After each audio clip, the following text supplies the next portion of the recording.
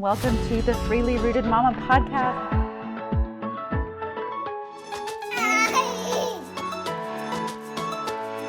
Where I am their mother, I make the choice. All right, mamas, welcome back to another episode. Say hello, Isla. She's being very chatty right now, so you may hear her in the background. Today's episode, I want to talk about co-sleeping. And actually, this is a conversation that I want to have with a couple of experts that I've kind of reached out to in hopes of including this type of conversation into the Out of the Box Mama course I'm making. Depending on when you're listening to this, I'm trying to launch it in December. If you've heard me talk about it, I'm putting together this course of resources. It's not really a birth course because it's about conception, pregnancy, birth, postpartum, motherhood. So I'm kind of calling it the Out of the Box Mama course. We'll see if I can find a more catchy name for it, but it's just out of the box motherhood from conception all the way to raising kiddos. And it shouldn't be out of the box, but it is in our Western culture. So if you want to be updated on things of that course, just opt in for my email newsletter. I'll leave it in the show notes below and you'll get updated there. So, but I'm hoping this is a conversation. This is a concept. Co-sleeping is a concept that's been asked a lot on my Instagram. And so I kind of want to bring some light to it on the benefits, the pros. I mean, we all know a lot of the cons, and I'll kind of mention a couple of them that I know some of you guys have reached out about. But there's so many benefits to co-sleeping as well. And so there's also a lot of opinions around it, right? Which is totally fine. But I find that a lot of people that reach out to me are being shamed by either their partner or their family on how ridiculous it is, or they're being pressured in some way, maybe by their pediatrician. And I'm just here to say Isaac is 2 years old and he still co-sleeps with us. And I've co-slept with Isla since the day she was born. I've co-slept, my husband's been gone, and I've co-slept with both of them. Of course, I do everything safely. And there's a lot of things that I'll mention around, safe co-sleeping, but it's the best thing ever. I think it's, if you read the Nurture Neuroscience or you opt into the course that I'm putting together, I'm interviewing her. She talks a lot about the benefits of co-sleeping, both for mom and for baby. I'm going to go over a couple of those today, but it's amazing. I think it's such a great bonding technique and it's easy for many people. It's easier to do. So with that being said, co-sleeping, if you're going to co-sleep, of course, you want to make sure that you are not drinking or doing any kind of drugs or any of the thing like that would alter your mind before you go to sleep with your baby. Because as mothers, we naturally are going to wake up when they move, when they cry, things like that. We just have that bonding connection in us that allows that to happen.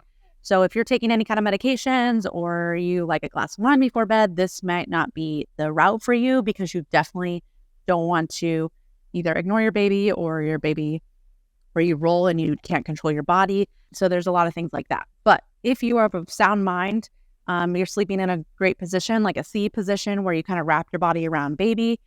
There's really no way for you to roll. I know that's a fear some moms have. There's not really a way for you to roll onto your baby.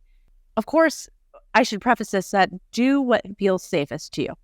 So if you have an intense fear of rolling onto your baby that you can't get over, then, switch an alternative because you being able to sleep is really important as well. If you're not sleeping, then it's going to be really hard to mother and parent during the day. So let me preface that is that of course you need to do what's best for you and your family and your situation. But if you want to co-sleep and you're just being pressured in some way, this is kind of more of that conversation. I will say too that I follow a woman who tried co-sleeping. She just wasn't sleeping well. And so what she ended up doing was she put baby in a bassinet near her, which is still kind of co-sleeping. Being in the same room is still co-sleeping. Our son, we have a little toddler bed that's up to next to our bed, and he sleeps in there for half the night, and then he crawls into bed with us, and it's still co-sleeping. We're all together. I'm not putting him in a room alone in the dark, especially as babies. They don't want to be separated from us. They, in fact, until they're 6 months old, they don't actually know that they're a separate being from us. So I have a hard time wrapping my head around putting a baby in a dark room alone and crying. There's just a lot there. And I'm going to have that conversation with the author of the Nurture Science. So if you want to hear more about that, opt into the course. But anyways, she couldn't sleep. So she put her baby in a bassinet. And every time her baby would cry, she'd hold her and she'd rock her until she went to sleep and she'd put her back down. And yeah, it made for some hard nights. but that's what she did. And so that's a great version as well. If you can't sleep and you're having a hard time sleeping next to them. But that being said, here are some great things about co-sleeping. So first, increased oxytocin levels. So we know that oxytocin is released when our baby is nursed. Oxytocin is part of the birthing process. We need oxytocin to allow our body to go into the birth process. So it's our love hormone. It's our bonding hormone. That co-sleeping, skin-to-skin contact helps increase oxytocin levels in both us as mothers and our babies. Who doesn't want to feel that love, happy hormone flourishing through us? So this really helps. It can help strengthen the bond between mama and baby, which helps promote feelings of love, trust, and attachment, which is so great for our children. The other thing is it's easy breastfeeding, right? Like you don't have to get up out of bed. Like I just sleep without a shirt on. She nurses to sleep, and I go back to sleep. It's beautiful. So it makes it easy for breastfeeding at night. That close proximity can help also release prolactin, and which helps promote healthy milk production, which is great. Also helps for more, she has typically more feedings throughout the night right now, which is less feedings during the day. So she's able to kind of hang out and do other things with us without me having to stop and breastfeed her, which is nice. For me, it gives me improved sleep quality. If I was worried about her being in another room, I would not sleep very well. So I've slept amazing. Both of my kids have been amazing sleepers. I think that comes from a lot of other things. But it just reduces my stress level and anxiety. So overall, I find that it's helpful for me. And then it helps regulate maternal hormones. So co-sleeping can help regulate prolactin, of course, which is needed for milk production, and cortisol. Cortisol is our stress hormone. So co-sleeping can help maintain a balance between those. If our cortisol is up, prolactin can have a hard time being made. This is the same thing with oxytocin. Like this is why stress levels, maintaining stress levels during pregnancy is so important. Because if you are stressed out of your mind and your cortisol levels are through the roof, your body is not going to think it's a safe time to have a baby. So maintaining good stress levels is really important, and maintaining that cortisol level is also really important. So those are just some of the benefits of co-sleeping.